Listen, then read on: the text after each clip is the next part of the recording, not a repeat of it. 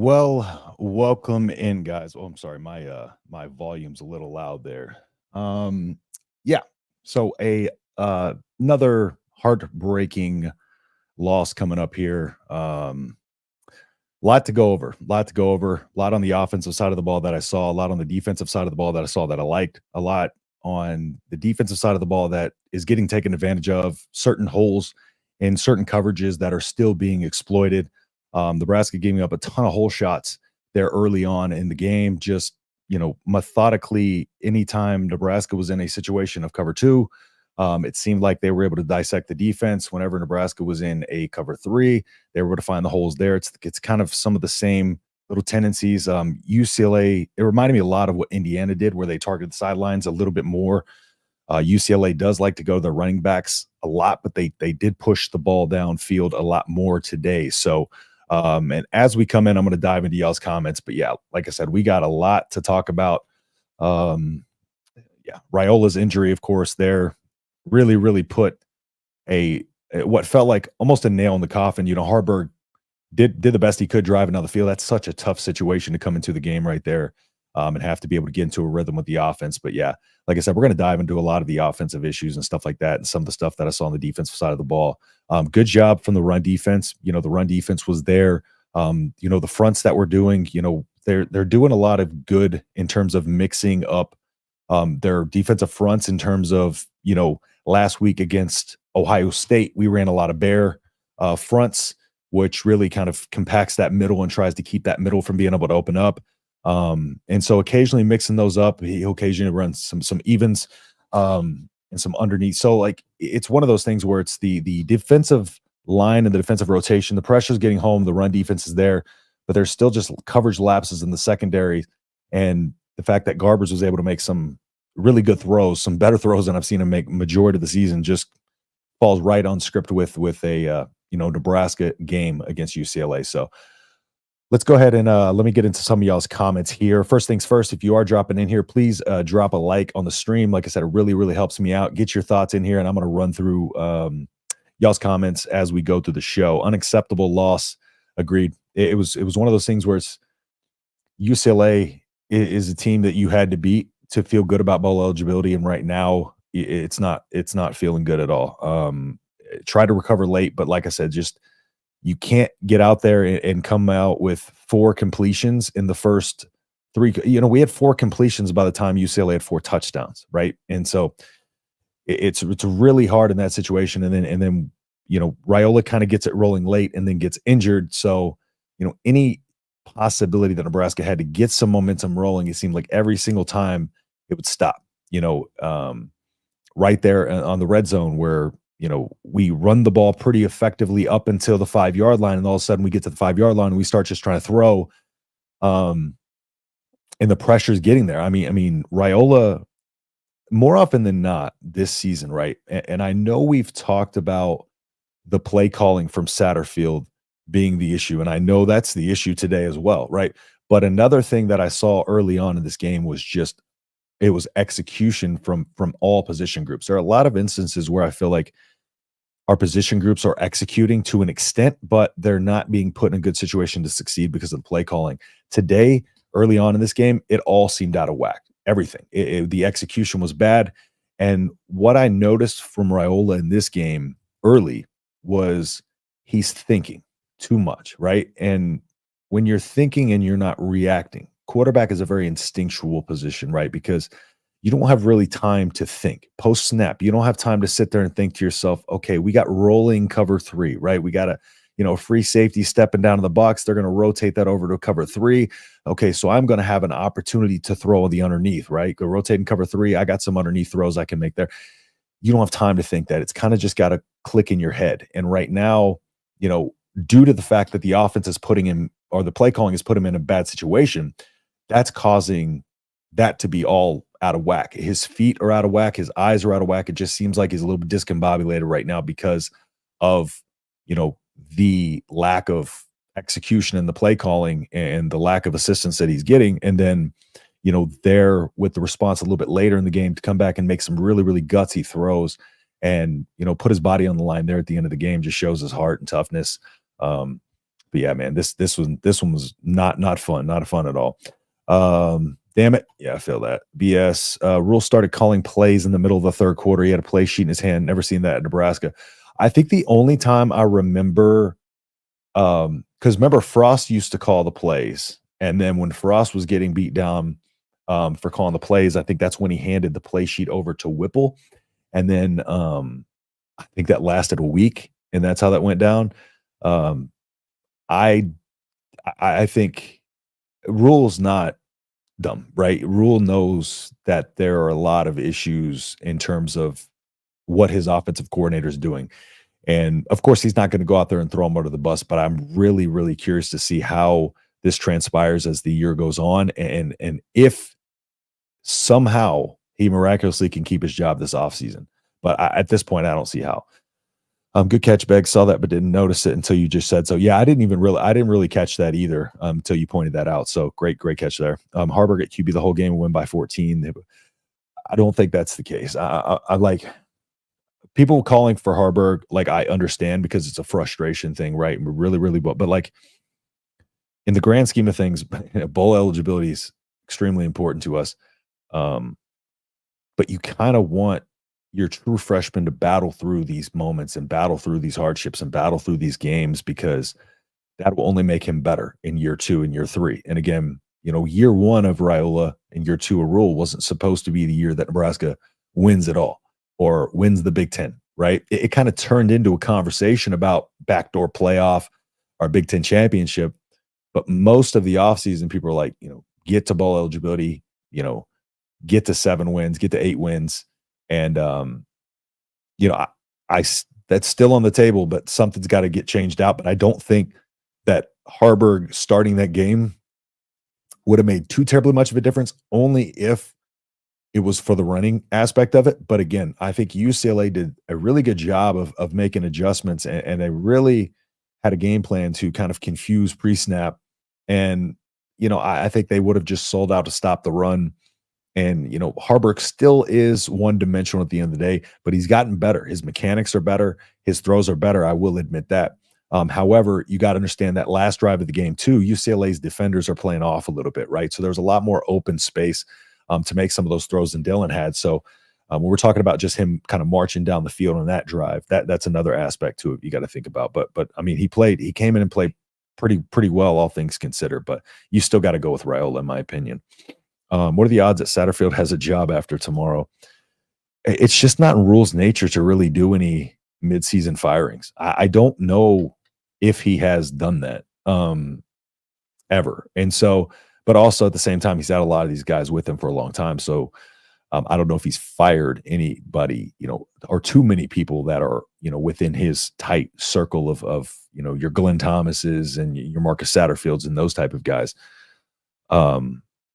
But man, there's got to be some serious conversations going on behind the scenes because Rhule, at some point, Rhule has to look out for himself, and Rhule has to understand that like you're a reflection of my coaching staff, right? And so you're a direct reflection of me.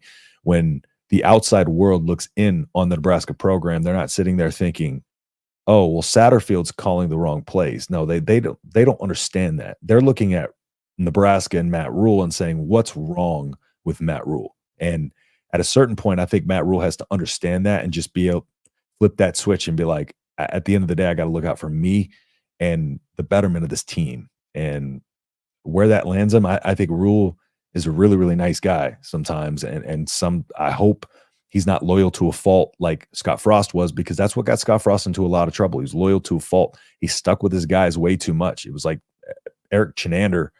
Some of those guys just were almost forced, like Scott Frost's hand was forced to get rid of him. And as hesitant as he was, he got rid of him, but it was with the players, it was with the staff. He just held on too long to those close personal relationships he had at the detriment of himself and the program. What a great loss, right? Sat keeps his job. Does Thomas get a chance to game plan and call plays, please? And that brings me to that video I showed earlier, or a few weeks ago, about him talking about how the offensive system and offensive game plan is a group effort, right? When that introductory press conference when he first came on, and he's talking about how they've built the offenses before with him and Sat and all that. and that, Satterfield has been the guy that's kind of been calling the plays, but everybody has a say in the offensive execution and game plan and stuff like that. But I am wondering, at a certain point, does Rhule toss that over to Glenn Thomas, or does he wait until Sat's gone? Does he just ride it out with Sat and just give an opportunity to do something? I don't know, because at this point, the best thing that Glenn can do is really kind of run, I guess, a similar offense, but right now there's so many execution issues that need to be coached up. And so a lot of these need to be hammered on so even the play calling can be effective when he comes in to step in. So it would kind of reminded me of the defense, whenever Shenander was out and I believe Bill Bush took over, and Bill Bush was talking about the defense, what they worked on in that week of preparation. He's like, we literally have to go back to the basics of being gap sound, right? And responsibilities in our gaps and just doing our jobs. They had to dumb it down all the way to the basics of that. And so this is one of those things where I don't know if necessarily, and bringing in, potentially Glenn Thomas to come in with Harburg at quarterback. I mean, Glenn Thomas probably does know Harburg pretty well, but Satterfield's run an offense with Harburg before. So there's a couple question marks there. I'm curious to see Raiola's back, but it didn't look good. That looks like one of those things that he was feeling. He was already worn down coming into this game. It's hard to look at him being ready to go by next game. So I'm glad we lost. They play crap. Rhule needs to fire Satterfield. They need to wake the hell up. 100%. This is just becoming a joke at this point. Why do we stick with a QB who obviously struggling? Any other QB and we win this game? Rhule hasn't played well since the first half of the Colorado game after these things. Again, I don't think too terribly much of this is on him. Again, you look at him early in the season. You talk about him early in the season. And one of the things he did very well early in the season was he was able to kind of make the reads pre-snap, post-snap. And he was also able to kind of just settle his base and make the throw.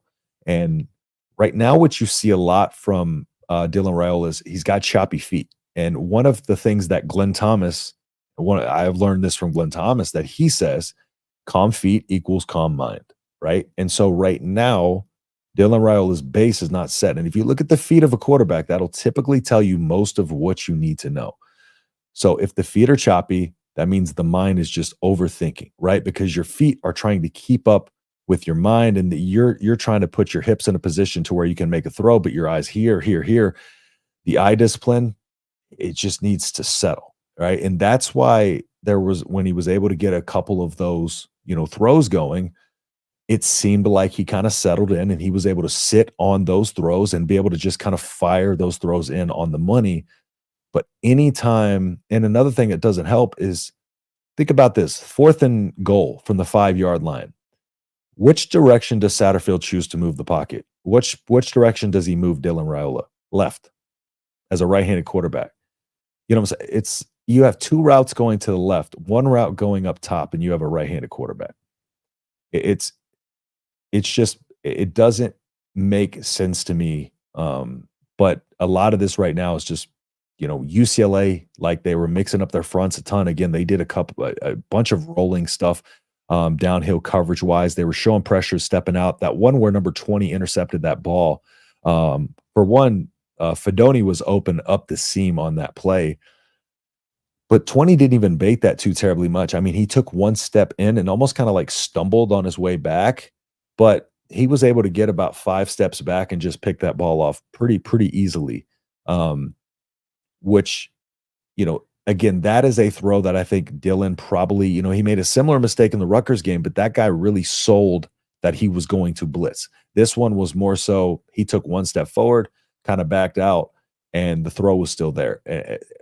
Again, I just think I think he's gripping the ball a little hard because I think he's just afraid to let go of it, afraid to make a mistake. And then you have a tight window in a lot of these situations, right? So when let's say you are running against cover 2, you're running against cover 2 and you got some hole shots there to the outsides, right? Of those deep halves.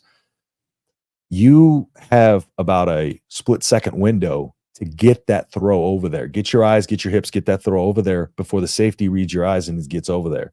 And I think a lot of what's happening too is he's a half beat late, because when you're thinking you're going to be a half step late, and by the time he realizes it, that window's closed. And then he's just trying to adjust and make something happen from there.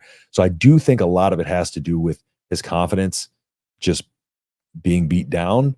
But a lot of this happened, you know, when he started to really take some of this punishment. When we got into the Rutgers game, he started taking hits, and he's really starting to, it seems like, wear down and feel that. And his confidence seems to go down with it. But he shows flashes, a couple of those big throws that he can get into a rhythm when that happens. But I just don't think right now that, because I understand what everybody's saying. I just think right now, like, he's got to take these lumps and learn from them and get them on the film. But yeah, it's frustrating. I think we would have won that if Rhule was healthy. Once we started running the ball, the pass offense opened up. That was one of the biggest things. Is every time, first off, I'm still trying to figure out the running back rotation. That is still something to me that has no rhyme or reason right now as to how we are rotating these running backs. Ramir would come in and get a couple of shots, and I'll look at the distribution of carries here in a little bit. Ramir would come in and get a couple looks, run pretty well. Then we rotate Dowdle in, and Dowdle would get, a few good runs in, and then Emmett would come in. But it just seems to be random how we're using them. It doesn't seem to be, it's like at some point you would think like, okay, we want to get one of these guys rolling and just ride the hot hand. And I think they're rotating them out of rhythm almost sometimes. I think they're over rotating their running backs, because you have change of pace backs and you have a big physical back that you can use in certain aspects.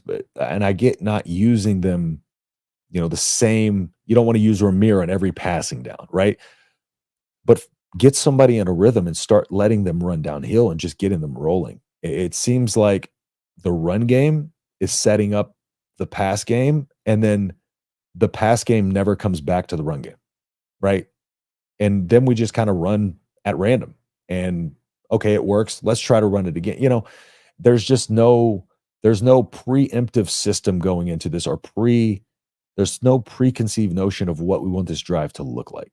And I feel like that's why I feel like a lot of what Satterfield is doing is it's just random play calls. It's almost like he's throwing a dart at the play sheet half the time, because there doesn't seem to be a lot of rhyme or reason for a lot of these plays. Now, I will say there were a couple of instances where I wish Raiola would do a little bit more of a low to high instead of a high to low look, right? He does like to go high to low.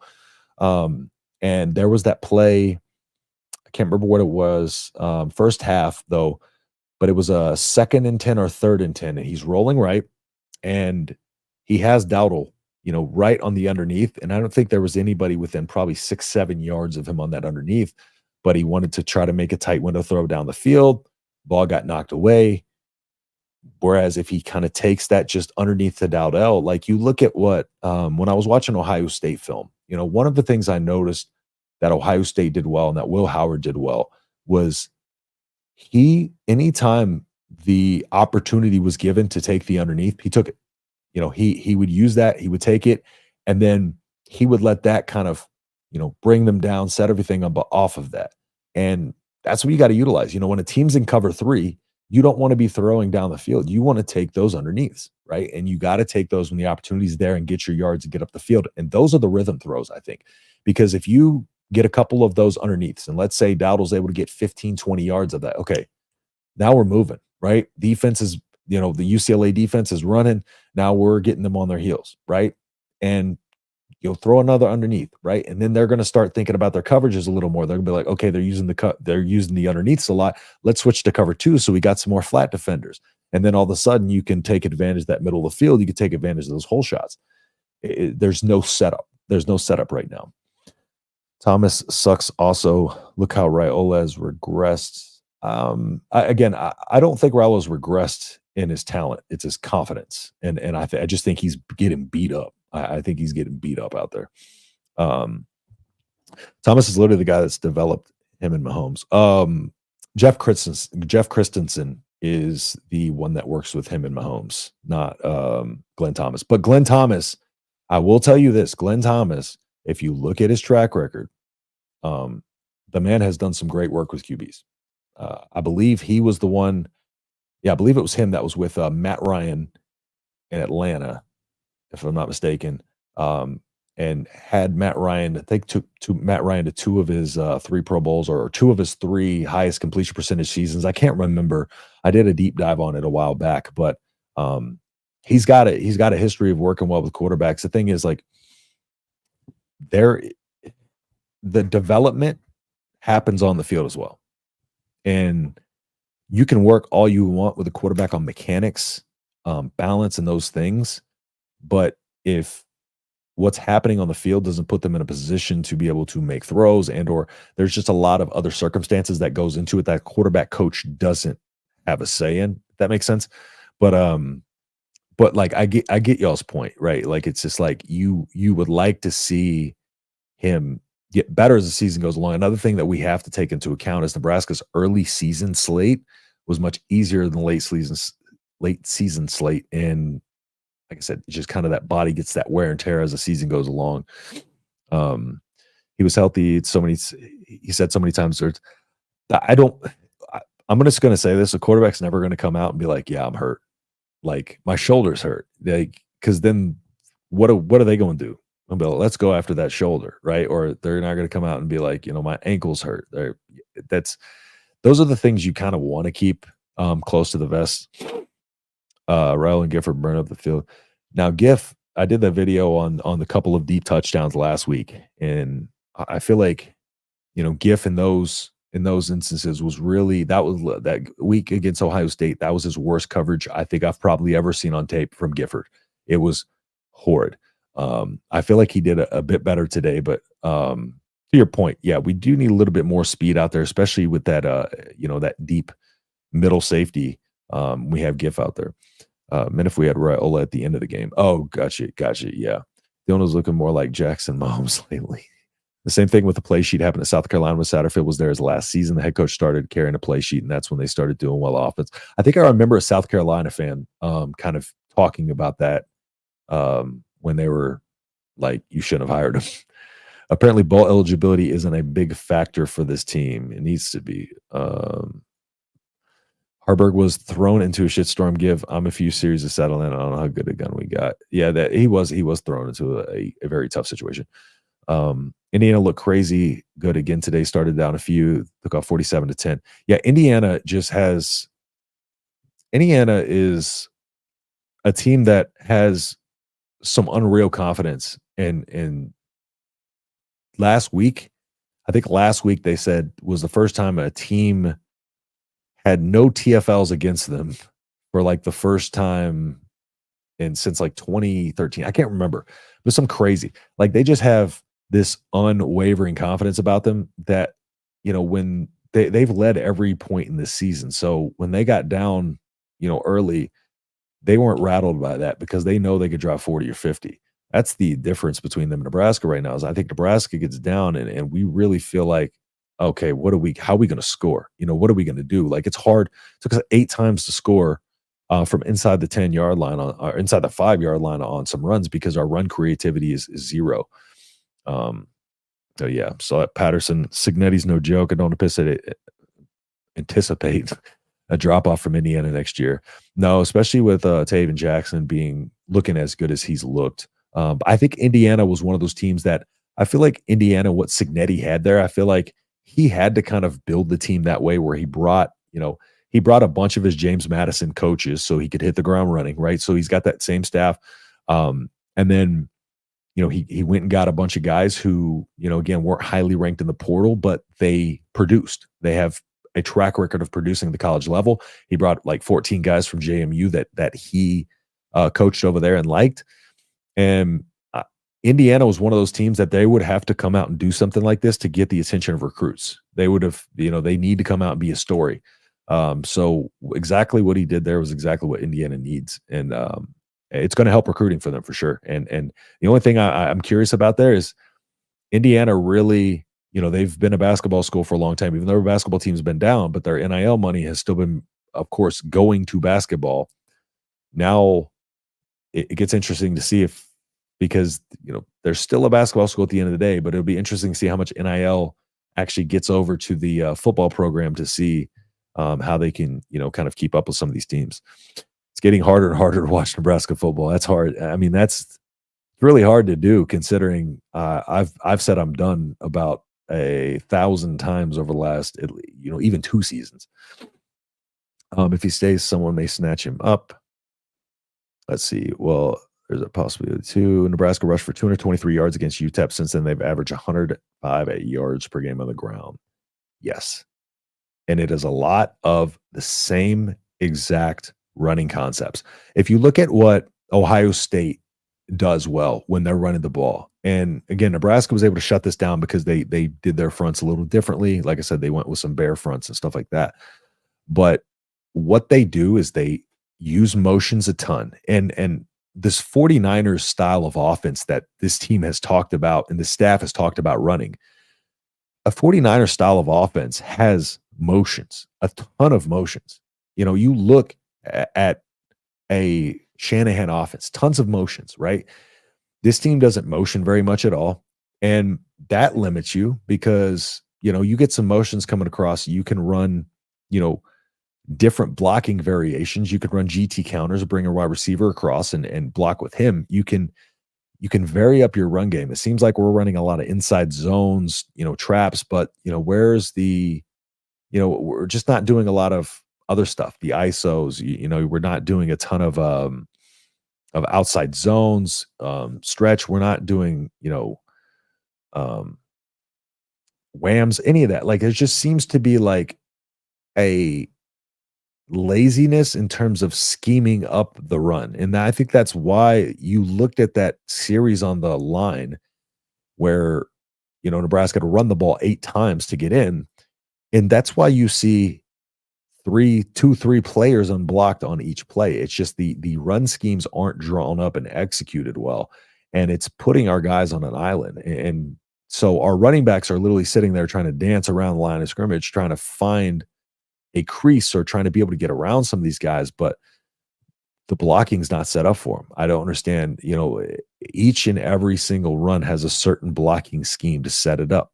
The counter has that, that little cutback lane to where you can go. You're going to you choose between 2 or 3 gaps, or you can bounce it out, right? Like there's options there, but what they're putting them in is they're funneling them to where they are just stuck in an alley of defenders and no blocking help is there. And, we saw Ramir dancing around a lot in there and getting some yardage. We saw Dowdell running through people. We saw Emmett trying to dance around, but these running backs are having to do a lot of it on their own just because these blocking schemes aren't set up very well. Did Dylan break a vertebrae? I hope not that serious. That's for sure. I think if he broke a vertebrae, I don't know if he would have tried to come back out there, but it looks like there's the muscle strain in your lower right back. I got in a car accident and the lower right side of my back got real bad, muscular damage and then internal damage as well. But like that lower back, just because everything from a quarterback position hinges from the hips, even more so with a quarterback, like that has to be there just because everything starts from the lower body up. And so anytime he goes to plant or drive or anything like that, he's not going to be able to just kind of let that ball throw and let it rip. And so naturally, if he's already thinking too much, like that's going to be a tough injury for him to battle through, just because it's so limiting. As soon as he starts to throw, that back is going to tighten up on him. It's going to pull on him. And then every time he gets hit. Yeah. So scrap the recruiting class, take 28 offensive linemen. This line sucks. It does. I agree with most of your takes on my question, but you got to admit the pick 6 was back. Oh, without a doubt, 100% without a doubt. That killed us. That right there. I felt like the game was over right there. As soon as, because you can't come out of the half, get the ball, you get a stop, you end the half with the ball, you're going to come out, you're going to get the ball back. And that's what we draw up. You know what I'm saying? It's not even that it just seemed like it would have been nice to come out and just maybe run the ball a few times, not immediately come out after Raiola just took a hit right before halftime and try to drop him back in the pocket again. It would have been nice to try to get the defense a little bit off their, on their heels because they were going to come out trying to stop that first drive of the second half at all cost and pin their ears back because they could afford to do that because they had, lead. So, yeah, just really bad. It's nonsensical, sad as beyond redemption. Yeah, without a doubt, without question. And again, something I pointed out during this game is they talk consistently in post games about we need to get Fedoni vertical. We need to get Fedoni vertical. But what do they do early on in the game? They come out and they run Fedoni on a little flat route and they get him horizontal again. And we know his ability to cut up field is limited by the fact that he's had ACL damage galore, right? And so he doesn't have that quick cut ability. So they talk about getting him vertical and they come out and use him horizontal in the same place. There's a disconnect in the communication versus what's happening on the field. They're communicating like, we know this is happening. Like, we know we need to do this, but then they're coming out and not doing it. Just broke Husker Nation's heart. How many transfer linemen do we need? Dylan was running for his life most of the game. I don't know if the coaches. The thing about the line is we do have some solid linemen coming up in this class. And I will say, I'm curious to see what happens when we get a couple of these developed linemen in there. Because I want to see what a Donovan Raiola line looks like. So what I think, and I think what killed us on this offensive line is Mazuka not being whatever happened with Mazuka, that was ridiculous because Mazuka was the best offensive lineman this team had, without a doubt. He was the best offensive lineman this team had. He moved people. Simple as that. He moved people. And so what I think is best, because it's really hard to, attack the portal and patchwork a line together, because more than anything, the trenches and especially the offensive line, those guys work as a unit across the board, right? So they need cohesiveness because as a line, everything works in unison. You got to know what the guy to your right is doing. You got to know what the guy to the left is doing. You got to trust the guy to your right and left to do their job. So that way, you don't have to okay, I need to keep an eye out. Just maybe if I need to chip block him for a second, if he gets through or something like that, or maybe just give him a hip nudge and push him off center. And then that gets you off your blocking responsibility. Whereas if you kind of have a line of guys you have brought up in the system, in the program, and then you add to that, that's why I think the system is best. What it's going to come down to now is who are the guys that maybe later in the season, are we going to see some of these guys be able to step up? And again, I've seen, Raiola's development, Donovan Raiola talking about developing the offensive line from, 2022 to 2023, and the 2023 2024 has been a little bit up and down. It was better early in the season, and it just seems like, a lot of that. But again, how much of that is to also do with the fact that the offense is all discombobulated out of sorts? And I'm not going to say because, Justin Evans has gotten beat a lot on film, and Justin Evans was supposed to be a guy who was going to be solid and be able to come in there and anchor down the left side of that line. And he's been good at times. He's been bad at times, but it seems like he wasn't as consistent as he was last year. And I think the biggest thing is we need these guys to take the jump that we've been told by Donovan Rhule that he expects these guys to take, these youngsters, these guys coming in there, and then maybe go get a veteran presence or some kind of, somebody in the portal from the line to help kind of anchor that out. But yeah, it'll be interesting to see how the line starts to come and the recruiting of the line comes. But again, we do got some dudes in the recruiting classes in terms of offensive line. Edna Raiola broke her hip. Transfer portal linemen worth a dang are few far and in between a fought for. That stated. I think we need a minimum of 3 veteran linemen. I don't think it would hurt to actually go out and get a couple, even depth pieces for sure. But hitting on linemen too, it's another thing is pretty difficult. But the thing about it is you got to do something because right now I don't know where this line currently sits. If the depth and rotation is going to be there enough for this team to not do anything in this offseason offensive line wise. So I would probably think we're going to go get a couple at least. But very dependent on who enters the portal, and if we can get any movement from, maybe some of these guys in this recruiting class. It's going to come down to probably how many we get in the class too. And I got to look at the sheer numbers, total roster numbers in terms of offensive linemen. So, but offensive linemen and DBs are those two of the things you can never have enough of. I think Satterfield's biggest fault is he's scared to get behind. I think he abandons the game plan too quickly when we go down. I think I think what you're trying to say is Satterfield's very reactionary. Yeah, he's very reactionary, and I think that's the best way to put it.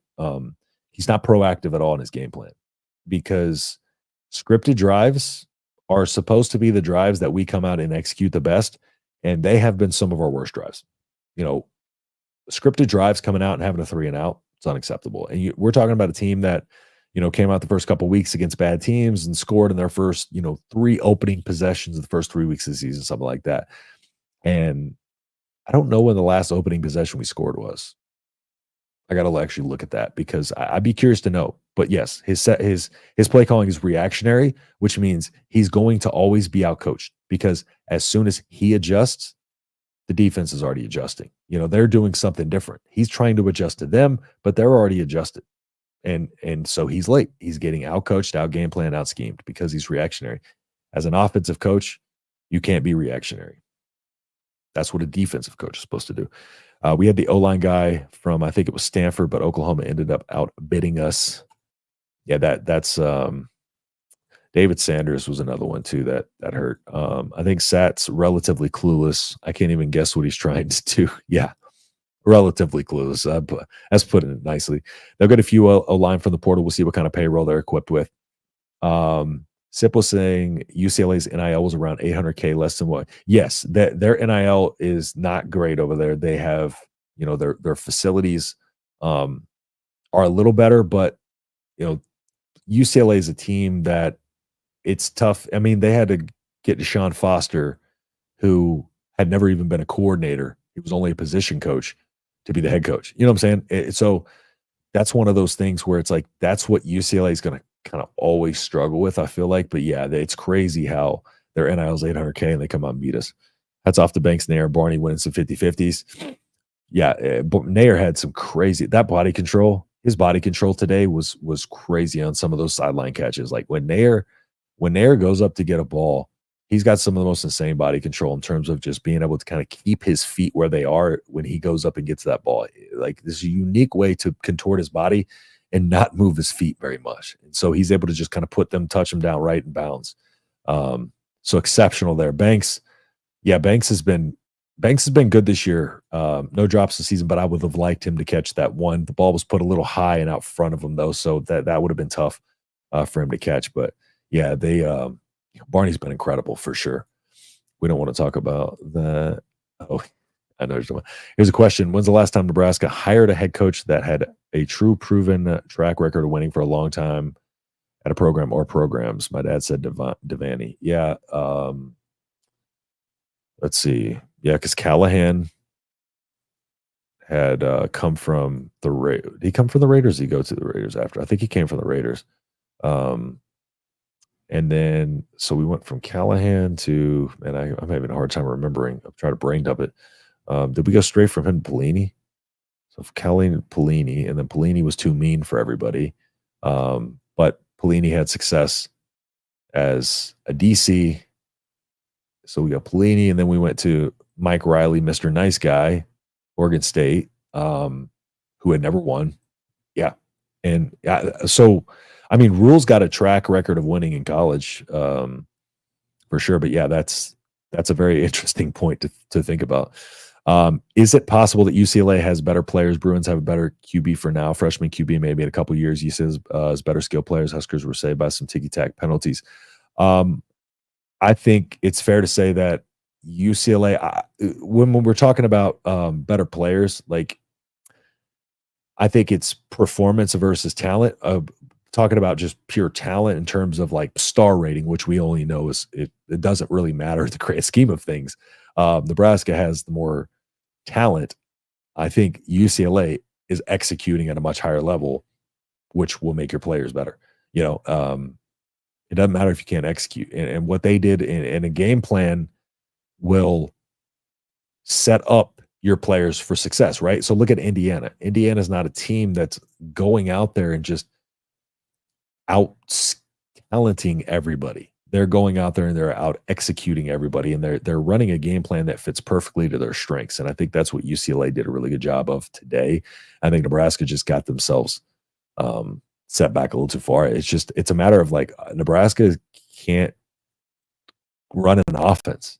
As long as Satterfield is on this offense is just not going to look good, and this team's not going to be good. Callahan wasn't, yeah, but that was with Gruden's team, right? But wasn't that when Gruden was with the Raiders and switched over? Was that vice versa?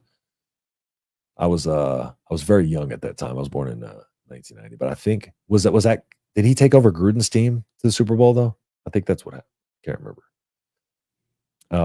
And they played in the Super Bowl. Kind of true, easy win. If Nebraska executed in the red zone, this would have been a dub. Execute in the red zone, didn't throw a pick six for sure. Nebraska would get to a bowl game, easy win. First off, that name is not fly here. Easy win. There's no such thing as an easy win for us. But I like the confidence. I love the confidence there. Callahan went to Super Bowl. Not saying he was fired, but that's impressive. He was at the Raiders for 2. Yeah, exactly. That was Gruden's team. That's exactly what happened. UCLA is a stinky fast speed like Florida teams from the Orange Bowls of the 80s and 90s. They executed very well. Hats off to them. And they did stuff differently than what showed up on film. When I broke down their film, I was talking about how much they like to swing the ball out to their running backs. And again, today they were taking a little bit more shots down the field, and they were really like, they run that 2-route dagger concept, where they kind of ran that in route from the outside, and then, the deep little the little corner route. And just that simple dagger concept right there was able to get open because, yeah, they sold it well, and then they were better and they were faster out there than the Nebraska's DBs can get over. So I legit thought we had in a new running back when Dowdle hit those 2 hurdles. That man loves to jump. I'm just going to say that Dowdle, that I've never seen a running back that loves to jump more than Dante Dowdle. That man leaves his feet every chance he gets, whether it's jumping over the line or whatever. But those were some clean hurdles. We did a lot of motion and misdirection early on. Now it's like we're telegraphing our plays. Good point. The motion that's needed. Yeah, we're not doing it effectively. Like we're motioning. It's like sometimes we might be motioning to maybe check the coverage, right? Are they in man? Okay, let's motion them across, because I think the motions can be used very effectively too to get players on the defense tired, right? If they have a guy that they're going to a lot, get him running back and forth, like on the defensive side of the ball. If they have, if you want to wear out one of their DBs, like let's, like against Colorado with Travis Hunter, my thing going into that was let's try to get him running back and forth on a ton of motions, because all of that running it helps, right? And so they also use that to dissect the coverages, man versus zone. It's going to be man if he chases them all the way across, et cetera. But we can use those as a weapon in so many different ways, and they just confuse the eyes of the defense. And that's one of the main things that you want to do with the defense is confuse their eyes. Best way to do that, get motions going, move their eye level. Good point. Surprised no one talks more about the Ohio State DB talking about how laughably predictable our play calling was. Yeah, where he's talking about like he saw it on film. Yeah, and he knew the route to jump. Yeah, Chip Kelly was available last offseason.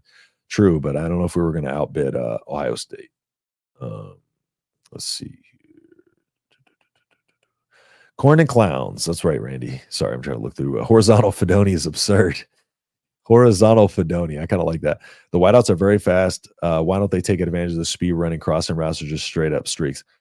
You would think like every time we get in man coverage with our speedsters, we should just try to be running crossers. I mean, that's the point of crossers. Run them against man. Try to get somebody confused. Try to get somebody to hit somebody, knock them off, one of these defenders, knock them off their spot and get one of those routes open. Because you would think at a certain point, there would do that, but like it seems that they're having a hard time determining what to run against these coverages when there's a certain playbook what to run against certain coverages. But this team should be able to get open versus man with all the speed, the tracksters. We talked about all offseason. This team should be able to get open versus man, especially if you're running crossers. I just hope they don't hurt the kid again. Fedoni, yeah, I know.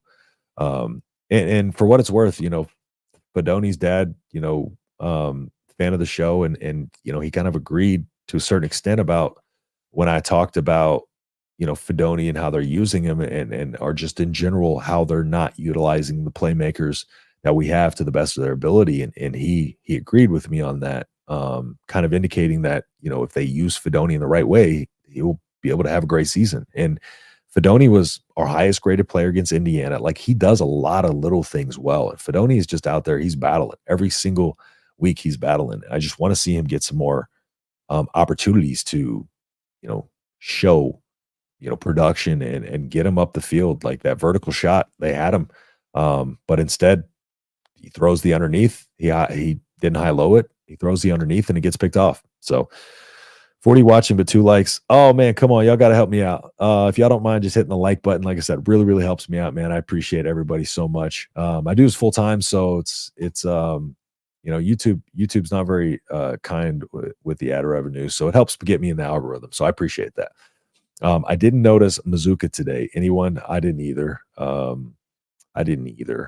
Thought we'd see Max start at left tackle this week. I don't think he did. And I need to go back and look kind of like at the offensive line rotation and look at the snap counts to see for sure.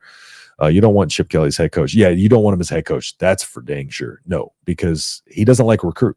He doesn't like to recruit at all. And that's why he's cool being an OC.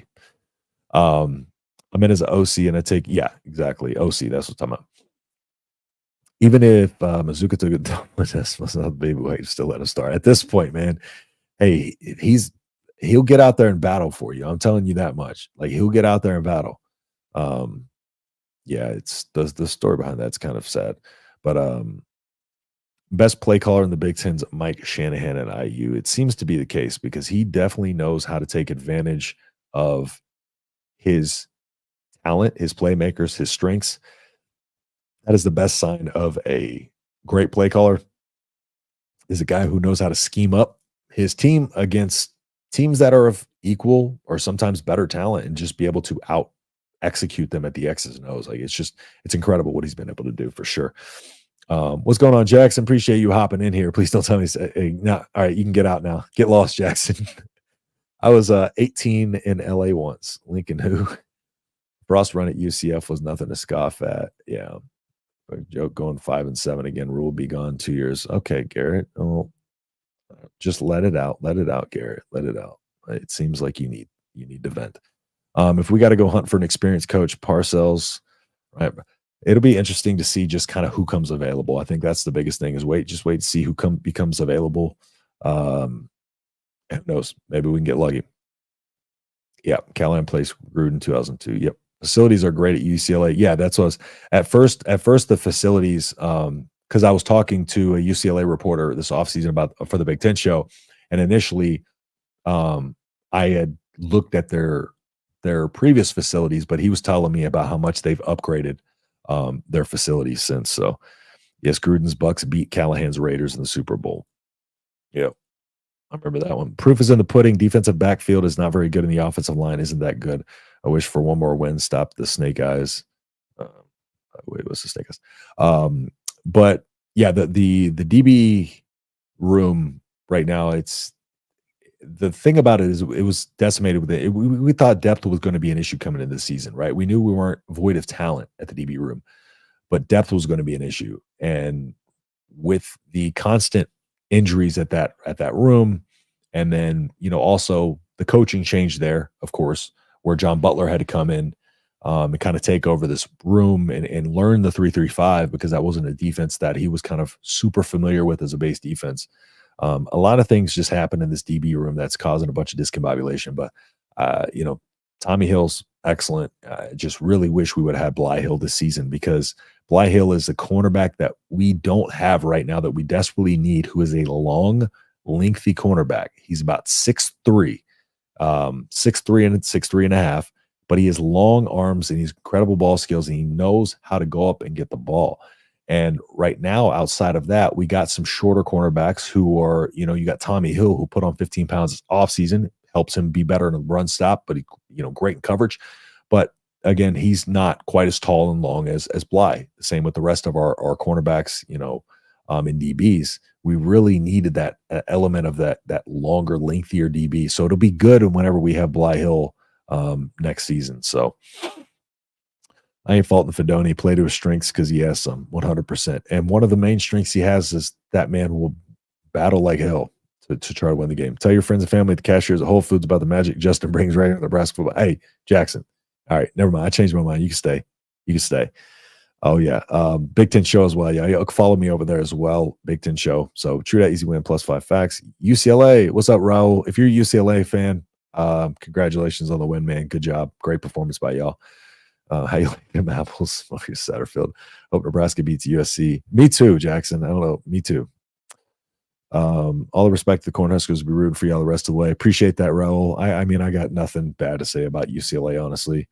I mean, pretty much, I could say bad about anybody after we get beat by them, but no, UCLA is fine by me. Team's better despite our coaching. We shut the bet against Minnesota. True. Like Coach Steph, let them cook. All right. Every year we keep saying we need this or we need that to be good, and we look over and see UCLA winning and Indiana going undefeated without having to make excuses. That's the way the cookie crumbles sometimes, right? Like there's nuance to this. And when Rhule came in, even last season when the team was struggling, he came up to the press conference and he said, "This is what you hired me for," right? He said, "You didn't hire me to win in year 1 and year 2. Like, you hired me to turn the culture of this program around." And again, there is something to be said about a culture that Nebraska had that is just lose, lose, lose, lose, one-score games, etc. And I understand that that's still taking place. UCLA came in with the mindset, and Signetti came in with the mindset that we're going to win this year. And UCLA, got Deshaun Foster, and they were a program that was like, we're going to, commit to Deshaun, see what we got with him, and he was always going to be a true X's and O's guys, right? And what he did today and what he's been doing as the season's gone along is he's been executing and game planning, to perfection. Nebraska is an offensive coordinator away from not being able to, kind of say some of this stuff. And I think that's why we realize that, like, if we can point to what we know is an issue, which is Marcus Satterfield right now, we could point to knowing that's an issue. Then we also can't say everything needs to be blown up, right? Because last year, quarterback away, but the offensive coordinator was an issue. We thought, okay, let's go get a quarterback and have some health in this team. And let's see what Satterfield does in year 2, where he isn't patchworking a team together that's kind of banged up, throughout the season.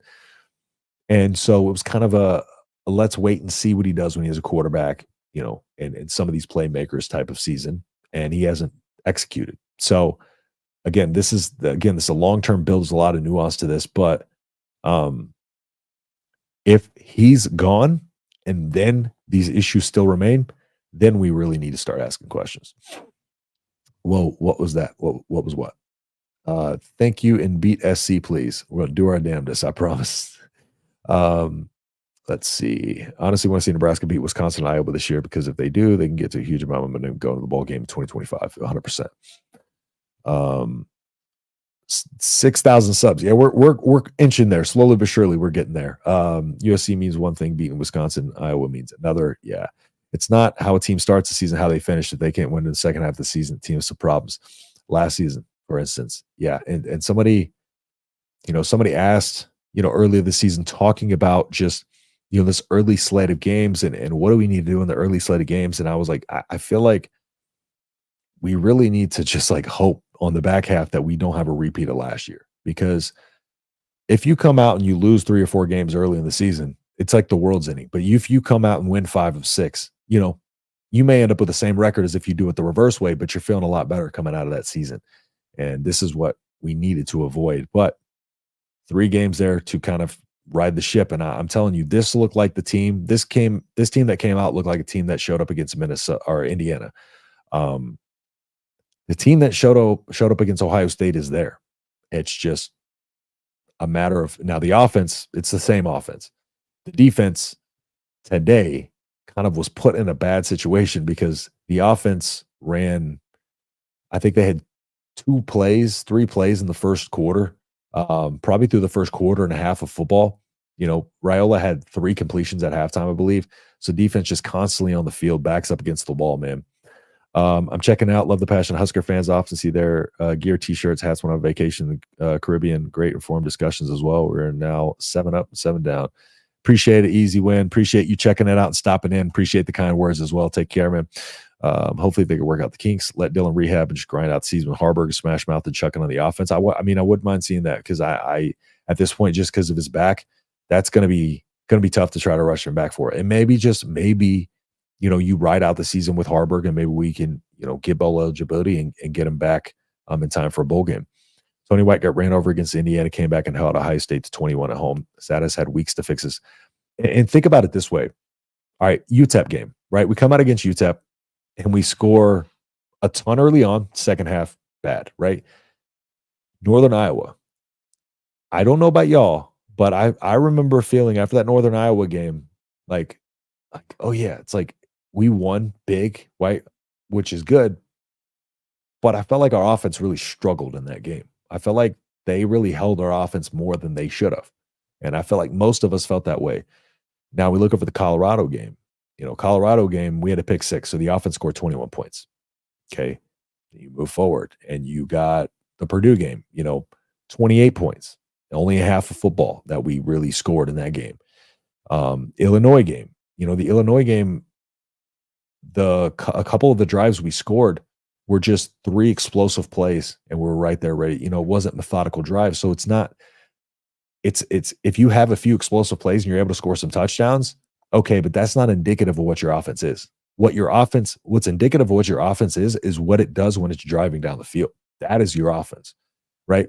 And so how many long drives have we really seen go down the field? And if you think about it that way, maybe we got a little ahead of ourselves, or maybe I got a little ahead of myself earlier this season thinking this offense was better and that it's just been regressing. Maybe this offense has just been bad the whole time, and even in that Colorado game, the Ramir Johnson pass that was kind of tipped up and bobbled, you know what I'm saying? So like there are certain things too that just may have been window dressing and make us think the team or this offense was looking a little better than it was at times. But yeah, that's a good point. What he did from Indiana to Ohio State is against Indiana, he came out with a lot of those split looks on the line. He came out with, he didn't really run, any bear fronts or anything like that. We didn't really cover up the guards and centers. And what they did against Ohio State is they really changed the fronts up, and they changed kind of the rotation up, and they also changed kind of the blitz angles, and he really did a good job of responding, just like he did after the Illinois performance. He did a really good job responding with the defense. That's what Tony White does. He coaches well and he responds well, right? Satterfield has not done anything differently. Nothing. I will say last week, his average depth of target for our passes increased by about a yard, but it was still a whole lot of, the same discombobulation on the offense. So, the depth of target doesn't matter if the completions aren't getting there. And again, it's just a whole lot of what I talked about earlier this season. I don't understand why we don't just take the underneath more often, or why in a lot of instances the underneath isn't an option. There's too many late or deep developing routes that Raiola has to get off a spot immediately, and then he's scrambling. Sorry, it's a fly. And he's scrambling for his life out there, and then he's kind of, running the opposite direction. He throws off platform. It's a disaster. Getting more annoyed that ticket prices keep going up, but play stays the same. I'll always support, but I'm getting tired of spending my hard-earned money, constantly be disappointed. I feel that, man, 100%. All right. You are not alone. A lot of season ticket holders feel the same way. Potentially was our next offensive coordinator on the field today, and Eric Bieniemy. We can lure him to Nebraska. He's seen and coached a player like Dylan before, could work with less. Bieniemy's tough. I believe he's a UCLA alum, if I'm not mistaken. I'm trying to remember, but I think he is. But it would be nice to have somebody like a Bieniemy. It really would. Kansas City, as we know, he was really good, but it wasn't. It's hard to know how much of that was him versus how much it was Andy Reid, because Eric Bieniemy, was up for so many head coaching spots. This flies out on my nerves. Up for so many head coaching spots, kept getting turned down. So that was one of the big question marks about him is like, why wasn't he getting hired as a head coach? There seemed to be a lot of issues in the interview process that people were talking about. So I'd be curious to know that. Gifford on defense, though, his performances the last few weeks has been abysmal. I said it last week or early on the show, but looking at the film last week, Gifford's last week against Ohio State was the worst performance I think I've ever seen from him, especially in coverage. He was a liability. The 2 deep touchdowns that happened, I broke those down on a video. But essentially what happened on those 2 deep touchdowns is we had on the first deep touchdown, we had the 2 deep safeties, right? And what they did is they ran kind of like a little hook curl. They ran a kind of about a 14-yard in route, and then they ran that deep post. And basically what they banked on was that Giff was going to step down and take that, because they brought that in route right underneath him. And so Giff's eyes weren't where they needed to be. So he looks down and the hitch is covered, or the little curl's covered. And then he looks down in the route that is the deep post. He looks away from it right when that's about to break out of his move and go with that post. And he takes the underneath, and then he gets beat over the top. And on the cover 3, it was the same exact route that came open against Indiana. Same exact route up the seam against cover 3. And just a little bit of a different variation of how they did it. The way Ohio State did it was they ran out, I think it was a deep kind of a corner route, and then they ran Jeremiah Smith up the seam. And essentially Giff was lined up with the ball, which means field seam. The defender of the field seam was outside of the hash. So the fielder of the field seam had outside leverage, right? So if he had outside leverage, that means he was going to try to funnel him in. So Giff on the opposite side, his defender over there had inside leverage, right? And so whenever he had that inside leverage, he takes him out, and Giff is looking over the right side, but there's only one deep route on the right side. He should have immediately recognized there's one deep route here, there's 2 deep routes here, and immediately kind of got back into his back pedal and helped a little bit on that left side. But again, that little corner route took the other safety out of the play. And by the time Gifford realized what was going on, his hips were already turned in the opposite direction, and then he couldn't recover in time. Two of the big touchdowns right there last week were on Giff. Let's see. So Mark, wait, Colorado. Wait, what is it? I'm sorry. Colorado what?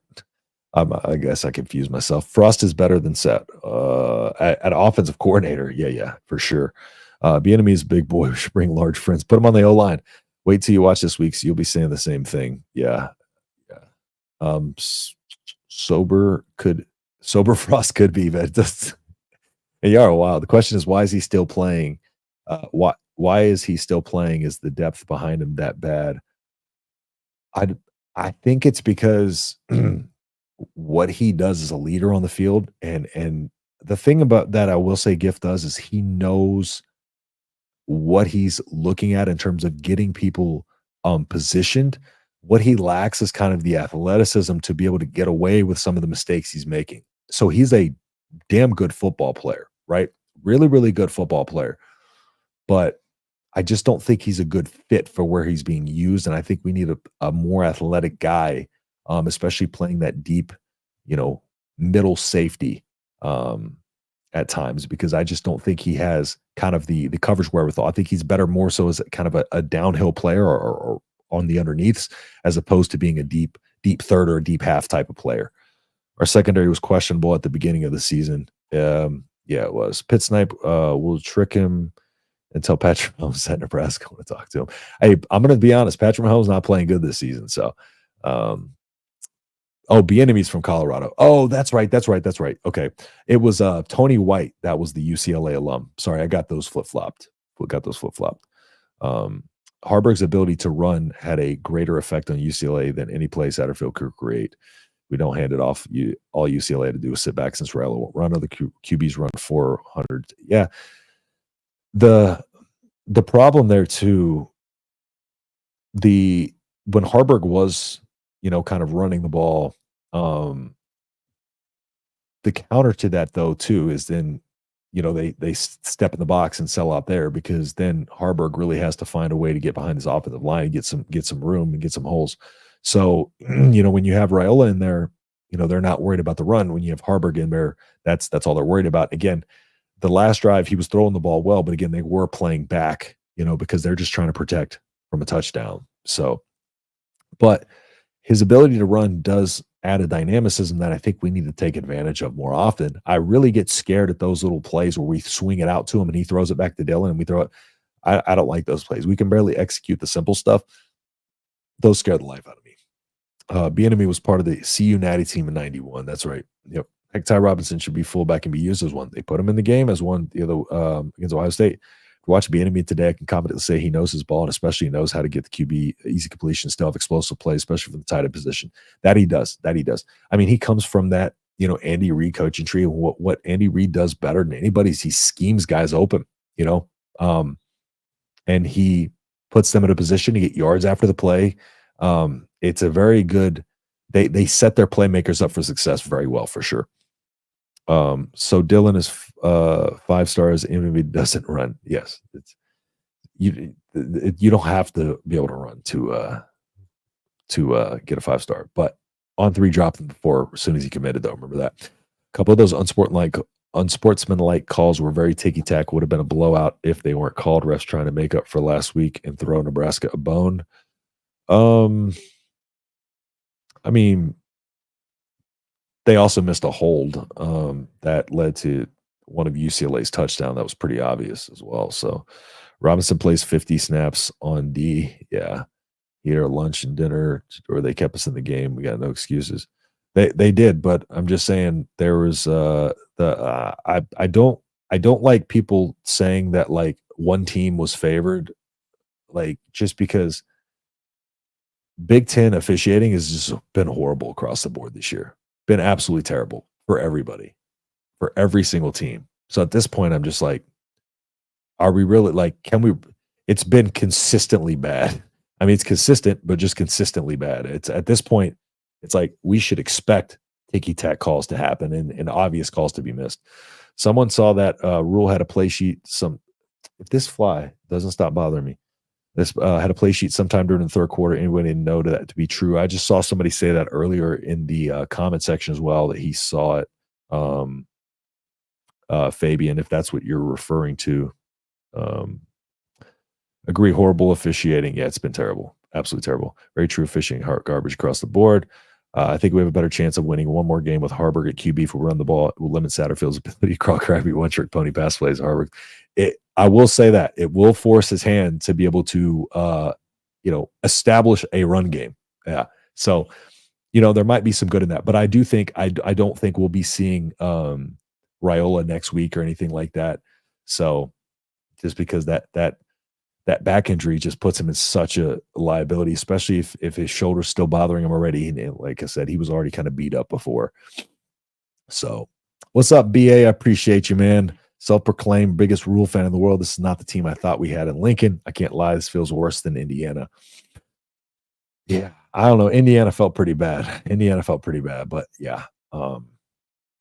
It might hurt a little less just because I think the Indiana game was a wake-up call as to what this team could potentially be at their worst, if that makes sense. But thank you so much for the super chat, BA. Man, I really appreciate all your support and everything you do. And if y'all haven't had a chance, go check out BA Coach's show over there. He's got some great stuff over there. One of the few X's and O's guys as well. So I respect anybody who actually knows their football and knows how to break X's and O's down. So y'all check his stuff out if you haven't. And thank you again, man. Yeah, he did. Was keeping in his front pocket. Matt Rhule had a menu looking for something else to eat at UCLA's lunch. You okay, BA? Need a hug? We all need a hug. Let's be honest. Coolest feed I've ever seen. It cool. You guys go over comments. Thanks, bro. No problem, man. I feel like in these post games, people kind of want to you be heard, and it makes it more fun for y'all and interactive if I get y'all involved. So kind of a little vent session here too. Appreciate the solo efforts on offense. Hard to shine where your coaches. Agreed. We need some option, please. When we go online, we should not take for place to make 2 yards. I just like balding sailors. That's right here. There we go. It's running from me. I said for the longest time I was born with a widow's peak because I was, but like now it's just starting to go away. Right. Fighting for my life out here. Okay, I'm looking like Stephen A. Smith. or I'm looking like I need a LeBron headband. That's what I need. All right. So see if y'all got any more comments. All right, y'all dial your comments in here. We are about an hour and 10 minutes in. I'll conclude the show before too long. Just want to see if y'all want to get a couple more thoughts in here. We have a good defense. When they decide to show up, everything else behind Dowdle sucks. Only Nebraska lands a 5-star and will have a worst class recruiting the following season. Unbelievable. Mike, appreciate you stopping by, Mike. Always appreciate your thoughts, Mike. After the Indian game, I said the rest of the season was going to go exactly like last year. I didn't think I would be right, but it's looking more. I like that you said it in hopes that like maybe you would speak it into or just kind of jinx it, I guess, and then it happened. So the dog dishes ate your hair. Shut up, it's night. Nobody asked. All right, guys. Well, again, I'll wait and see if any more comments. But another thing too, just for those of you who haven't yet, if you don't mind dropping a like on the stream, again, it really, really helps me out. If you want to subscribe to the channel, I do film reviews. I'll be doing some recruiting film reviews coming up as well. I can consider my film reviews to be pretty well. I did an Illinois film study for one of their recruits that they were getting for Locked On Illini, and their defensive coordinator shared my film review. So I do value my film reviews. So if y'all do like that type of stuff, subscribe, turn the notification bell on, as well as going over the Alta 22 film of the games in preparation for the week. And I like to break things down from an X's and O's perspective. So if that's what you're into, by all means, feel free to subscribe if you like what I'm doing here, and like and comment on the videos if you like what I'm doing here. So thank y'all. I was watching from the end zone, so we'll have to go back and watch TV copy. Did Sat do his bad to use? Oh yeah, for sure. I appreciate it, Pit Snipe. Yeah, no, it's all good. Felt we didn't get in the mindset to run the football until it was 20-7. Agreed. There's no rhyme or reason behind it. These guys, players and coaches, are getting paid way too much. Yep.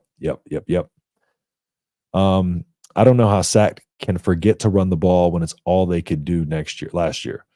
I think it's that's all we had the ability to do. I think that's why too, like we're talking about Harburg being in there, would force his hand almost to do what he did last year. But yeah, it's weird because, Satterfield's always been a big personnel type of guy, who's hide in sets, get big, get physical, huddle, and use the physical run games to set up the deep pass. But it seems this year that he's been doing the opposite. He's been using the deep pass to occasionally run the ball.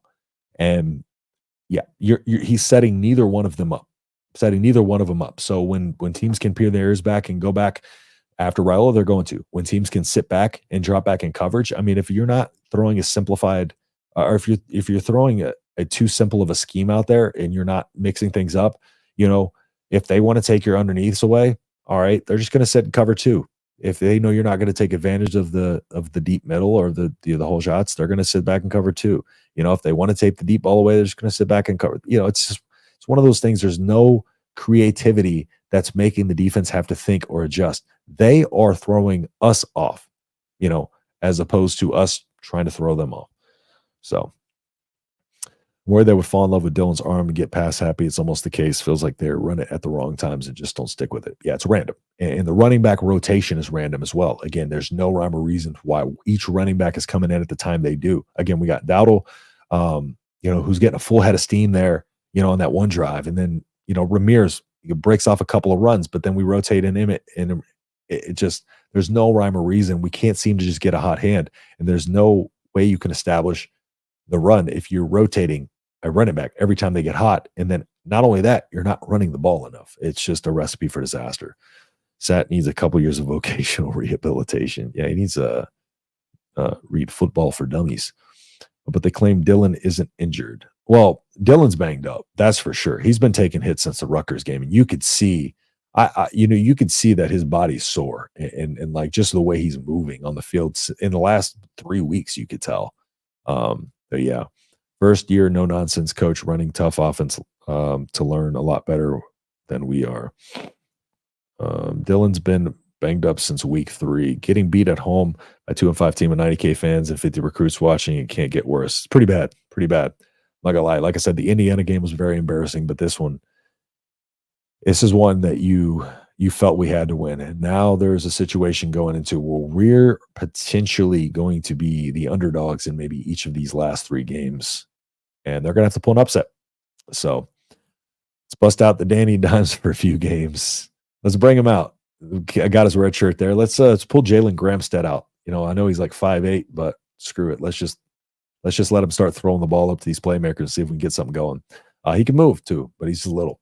But one thing I will say again, I just do appreciate Dylan, laying his body out there on the line. I respect the hell. He's a gamer, man. I respect the hell out of that kid because, he really wanted to go in. He put his body on the line there. He knew he was going to take a hit. And I felt like all of us kind of, as soon as I think we all probably realized that he was about to just go for it there. And it was like slow motion. It reminded me of the Tua play where Tua got that last concussion again, where it's just kind of like, you're like, oh no, get down. And you realize he's not going to. And then exactly what happened. Triple option attack. Tom always said, when you throw a pass, 3 things can happen. 2 of are bad. Yep. Not fun for sure. But like I said, I'm going to have more of a breakdown for y'all when I get to the film, be able to watch some of that breakdown, specifically what I see on offense, and probably a lot of the same, but I'll give y'all an in-depth look at where the execution drops are. And I'll also look back at the defense a little bit too and try to give you a breakdown there of what I can see that the defense can improve on as well. So like I said, if y'all want to, be aware of all that, please drop a sub, like the stream, comment on the videos with your thoughts. Like I said, it really, really helps me out, and I appreciate each and every single one of you. Even if you just so much as view my video, man, I appreciate it. All of it helps me. So thank you all so much. And thank you all so much for hanging out with me tonight after this tough loss, man. I appreciate that, Kyle.